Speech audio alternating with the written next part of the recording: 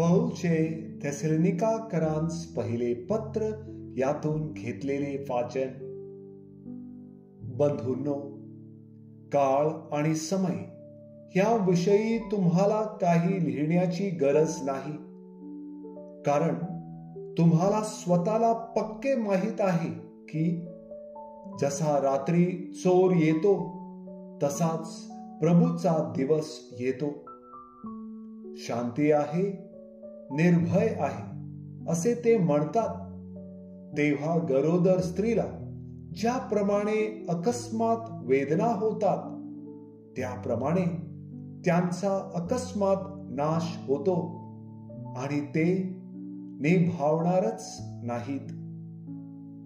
बंधुजन हो, त्या दिवसाने चोरासारखे तुम्हास गाठावे असे तुम्ही अंधारात नाही, कारण तुम्ही सगळे प्रकाशाची प्रजा आणि दिवसाची प्रजा आहात. आपण रात्रीचे आणि अंधाराचे नाही. म्हणून आपण इतरांसारखी झोप घेऊ नये, तर जागे आणि सावध राहावे. कारण आपल्यावर क्रोध व्हावा म्हणून नव्हे, तर आपला प्रभू येशू ख्रिस्त याच्याद्वारे आपले तारण व्हावे म्हणून देवाने आपल्याला नेमले आहे.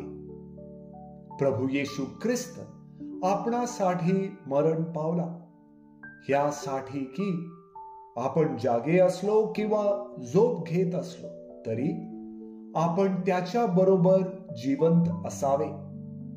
म्हणून तुम्ही एकमेकांचे सांत्वन करा आणि एकमेकांची उन्नती करा, असे तुम्ही करतच आहात.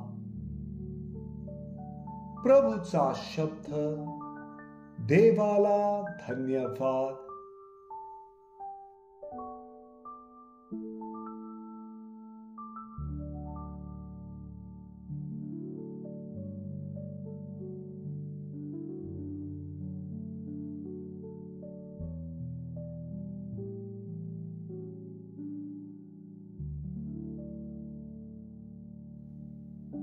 लूक लिखित पवित्र शुभ वर्तमानातून घेतलेले वाचन.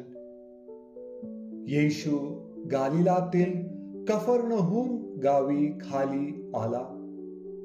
तो शब्बात दिवशी त्यांना शिक्षण देत असे. त्याच्या शिक्षणावरून ते थक्क झाले, कारण त्याचे बोलणे अधिकारयुक्त होते. तेव्हा अशुद्ध भूताच्या आत्म्याने पछाडलेला कोणी एक माणूस सभास्थानात होता. तो मोठ्याने ओरडून म्हणाला, अरे येशू नाझरेतकर, तू आमच्या मध्ये का पडतोस? तू आमचा नाश करण्यासाठी आला आहेस काय? तू कोण आहेस हे मला ठाऊक आहे. देवाचा पवित्र पुरुष तो.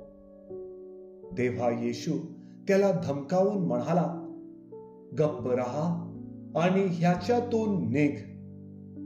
मग भूत त्या मनुष्याला त्यांच्यामध्ये खाली आपटून काही उपद्रव न करता त्याच्यातून निघाले.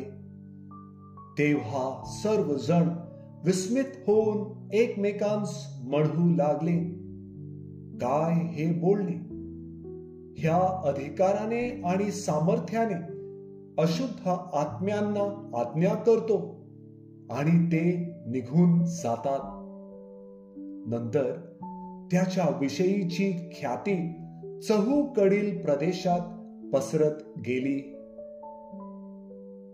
प्रभूचे शुभ वर्तमान.